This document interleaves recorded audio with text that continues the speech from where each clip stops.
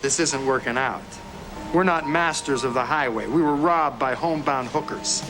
Folks, it's the holidays, which really means something around here, you know? The blend from Halloween movies into Christmas movies, and of course the treasured few Thanksgiving movies that fall in between are really what this season is all about. Forget the stress of traveling or shopping for loved ones or awkward family dinners, the holidays are all about the movies. And when it comes to Thanksgiving cinema, it's hardly a feast, with very few truly memorable movies being dedicated to this cozy Christmas precursor. And folks, don't worry, okay, I haven't forgotten about Planes, Trains, and Automobiles, which we all know is basically the king of Thanksgiving movies. But what I've got for you today is a Thanksgiving recommendation that is nostalgic to me, but maybe new to some of you.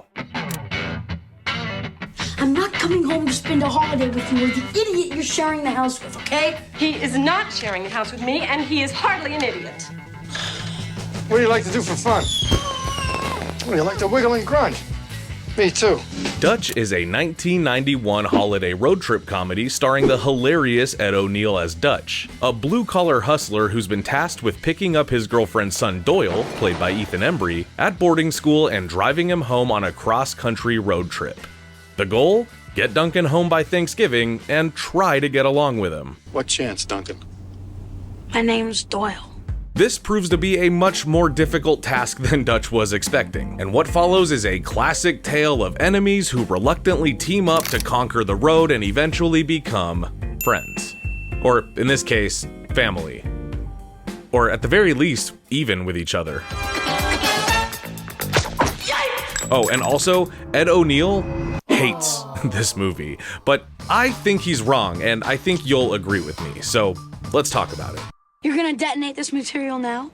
So, this movie was written by John Hughes in the early 90s as sort of a classic, wholesome road trip comedy in the typical John Hughes tradition. Think of the original idea for this movie as Planes, Trains, and Automobiles, but for the 90s. In fact, the original role for the titular Dutch was written with John Candy in mind. And it would have seen Candy taking a similar role to like what he did in Uncle Buck, which would have made the entire comedic tone of this movie feel completely different. And you have a problem because the last guy that punched me has a dent in his forehead, about the size of my pinky ring.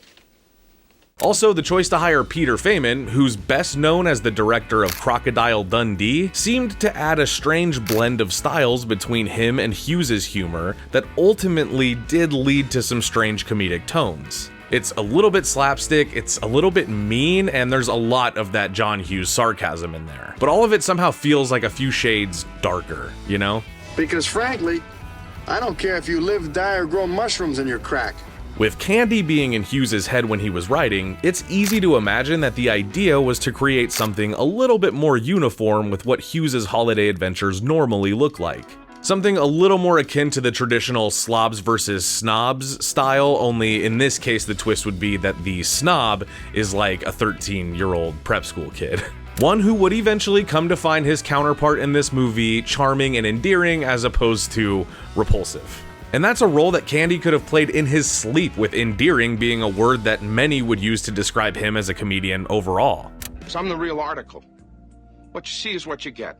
But when Candy couldn't make it due to scheduling conflicts, the role was awarded to iconic TV funny man Ed O'Neill, who of course was on fire with his role as Al Bundy in Married with Children. This is also a show that I enjoy watching around this time of year. I don't know why, there's just something so like comforting about it. Maybe it's an Ed O'Neill thing. The choice to cast Ed O'Neill was simple math, really. The script called for a blue-collar himbo type with a little bit of a rough edge and a hell of a sense of humor. Ed was playing exactly that kind of character on television every single week, and audiences loved him. Well, I complained to the stupid manager about the lack of Hooters in this film. As for his co-lead, Doyle, the studio ran through the usual list of 90s kid actors. Should they get Elijah Wood? Should they get one of the Culkins? I don't think so. In the end, after many auditions and callbacks, the role went to a young Ethan Emery, who was then known and credited as Ethan Randall.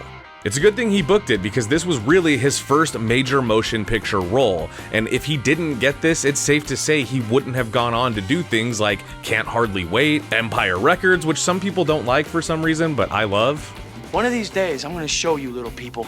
And all of the other kick-ass Ethan Embry movies we've seen since. Now, despite the criticism that this movie receives, one thing that you can't deny is that the chemistry between the two leads is palpable. You can feel the little awkward, frustrated, uncomfortable feelings of meeting a stranger who you're supposed to spend time with. Especially when you weren't planning to, like you could feel how weird that is. Hot cakes and bacon on a cold day. Pretty sexy. But you can also feel the cozy stuff too, like when the two guys start to warm up to each other, and while Ed O'Neill himself doesn't think he was the right fit for this role, I disagree. The character of Doyle is like taking your standard 13-year-old kid in a movie and then adding in shades of like Damien from The Omen and Patrick Bateman from American Psycho. He's spoiled by his rich parents, he has no friends because he's so unpleasant to be around, and his father, played by the always delightful Christopher McDonald, does not give a hot damn about him. So he's angry, he's extremely arrogant, and maybe suffers from one of the worst cases of only child syndrome that I have ever seen. Over the course of the movie though, Doyle's icy interior towards the people in the world around him starts to melt when his comforts are stripped away. See, in classic road trip comedy fashion, the antics and shenanigans have to start right away. Doyle is used to his luxuries, okay? His family is wealthy, and Doyle's standards for travel are dramatically different than what he's receiving on this ride in like a Plymouth all the way to Chicago. There are no first-class flights, no five-star hotels, just a shitty car and the open road. As the trip descends further and further into chaos, with one mistake after another causing them to lose the car, then lose their wallets, then lose the shoes on their feet, and we see Dutch's initial optimism towards bonding with Doyle turn into frustration and desperation and even rage. This is a full-blown mission. You're not gonna beat me. I've had my head split open, my nose mashed. I've been kicked and beat and left for dead. When I set you down on your mama's doorstep, you're gonna be one whipped little puppy. Not to mention an important moment in the movie where Dutch starts to feel resentment towards his girlfriend because he wants to get away from her son. And you can't really blame him because up until that point, every attempt he made to bond with Doyle was met with either like literal violence or a hell of a lot of psychological torture. In fact, it's not even until like halfway through the movie that we see even 1 ounce of humanity from Doyle when he shows concern about his mom being upset that Dutch is considering breaking things off with her to get away from him. You're dumping my mom? And this is where Ethan Emery really got to do some acting and show off a little bit for his first major role. As once he sheds his spiky exterior, the character has a host of unresolved real issues to deal with, and that's what the audience gets to see. We see him longing for friendship, even though he doesn't say it. We see him crave his father's approval, even though he doesn't ask for it. We even see him pine for sex after meeting a couple of nice ladies of the night who robbed them. Only because you fell asleep and I, horny. You know, these are things that I think every teenager has to go through at some point. A couple of hookers. All while trying not to express any of his interest in any of this to his mom's new boyfriend, who happens to be his only companion on this adventure and awakening. The contrast of these characters is actually pretty interesting throughout the movie, because while Doyle is writing his arc and becoming more soft on the outside, Dutch is getting less willing to give the friendship a try because of the constant setbacks. Ed O'Neill does well in this kind of role. Comedic tone of the movie be damned. He's really good at playing a friendly and sort of low-key guy who seems harmless, and he definitely has the part of brute and blue-collar tough guy down when the role calls for it. There are scenes where Dutch is meant to look like a bumbling idiot, like when he gets completely wrecked by those fireworks and several other slapstick-type scenes, and trust me, he is entertaining in those scenes. But there's also scenes where he's gotta be intimidating, or angry, or vulnerable, or straight up cold and unbothered, and he plays those scenes well too. I'm reminding myself how frustrated I get that this movie like isn't seen as a Thanksgiving classic. Listen, it's the holiday season. These guys probably got families. Yeah, he's single. Why'd you say that? Now I gotta kill your families too. No, calm down. Look, forget these guys. We'll find some nice motel you can burn down. Now, had John Candy played the role instead of Ed O'Neill, and had it been directed by somebody a little bit more mainstream like Christopher Columbus or John Hughes himself, yes, it would have been amazing. It would have been a cozy and comforting holiday movie that everybody would have collectively enjoyed for years to come. But it may not have been such a unique and interesting and kind of oblong anomaly of a holiday movie had that been the case. See, scenes like the drill bit sequence in Uncle Buck feel a little bit weird and a little bit dark, but it made the movie even more memorable because it's hilarious. This entire movie feels like the drill bit sequence in Uncle Buck. It's a weird blend of different kinds of comedy that do make something kind of muddy and sticky and weird, but it still retains the comedy within, so it's still funny to see. I don't know, I think it's hilarious, I think it's well acted, and I think it's charming because the movie is a little bit off, you know? The film was also only given a budget of $17 million, which really didn't hurt the production as they mostly just filmed on location across the real United States on real highways and roadsides. While traveling with an entire cast and crew is expensive, it is more cost effective than building entire sets to look like real places. Not to mention making them feel lived in. That's the expensive part, I think. And this whole movie feels lived in. It feels a little bit grimy, you know? However, when this movie was released in theaters, it was considered a massive box office flop, receiving only $5 million in sales. My income's a damn sight more than your father gives your mother to live on. That's bad. That is very bad. And critics were not too kind to it either. This was one of those movies that even Siskel and Ebert thought was no good. The movie has a lot of problems, but the basic one is it's not much fun to spend any time with this obnoxious kid who is presented as if the young William Buckley had been possessed by demons. That's not a criticism of young Ethan Randall, who plays the character all too well, but of Hughes' decision to make him so obnoxious for way too long before the inevitable smiles at the end of the picture. This was real tough going. Oh yeah, teeth are on edge during this picture. Now you took care of the kid.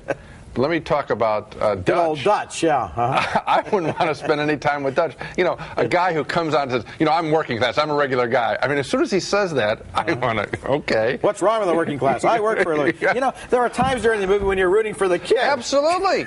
Now, where this movie entered my life, and probably the lives of many people who enjoy it, was on VHS. The physical media sales for this film when it was released on home video helped breathe second life into this movie. It has since garnered somewhat of a cult status with a nostalgic comfort that makes it perfect for a cold fall afternoon. Sure, is it easy to call this movie a slightly downgraded ripoff of Planes, Trains, and Automobiles? I guess so. It may lack the same grandiose charm as that movie, but I'd argue that that helps set it apart as a unique flavor to be added to your holiday watch list. It's a good old-fashioned, low-budget comedy movie with rough edges that really packs a punch. Or, in this case, a BB.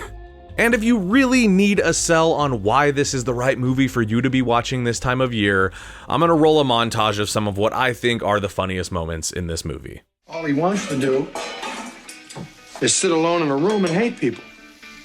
There's a fair amount of truth in that.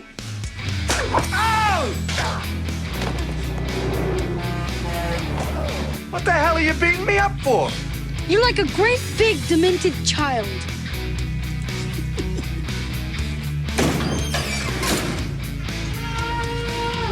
I don't think you know who I am. Oh, son of a... If you shoot me, I'll have you arrested. Well, I'll have to make it look like an accident then. Yeah, that's helpful when you're face down dead in a ditch. That's part of it, too. But you roll the dice, you take what you get. A couple of hookers got a set of rockets. That's okay. But anyone else in their station in life is scum. I said... It's not true. Well, you and I are riding in the back seat from now on. Because what that missile twister can teach you, you don't need to learn till you're in prison. Even without context, I feel that some of what you just saw must have made you interested in checking it out. So folks, for Thanksgiving, my recommendation to you is that you rewatch Dutch, or watch it for the first time if you haven't seen it yet. Don't listen to what Ed O'Neill says about it. Don't listen to what Siskel and Ebert had to say about it. Listen to your old pal Keir. This movie is worth watching, okay? All right, you win. Clearly. Now leave. Anyway, I hope everybody has a wonderful, safe, and filling holiday. And don't forget about Planes, Trains, and Automobiles. It works really well with this movie as a double feature. And if you want to see a video about that, subscribe. That's all I gotta say, I guess, about that. What are your guys' plans for Thanksgiving? What's everybody doing this Thanksgiving? I think I probably won't do any traveling until after Thanksgiving. Maybe like even, I don't know, like the week after Thanksgiving. That's probably when I'll start making moves, you know, because you got to see your family, but it's also so expensive to travel right now. It's been kind of... Thank you for clicking on our video, everybody. If you like what you saw here, please make sure you like the video and subscribe and share with your friends who like this sort of content. JoBlo was created by movie fans for movie fans, and we appreciate your support.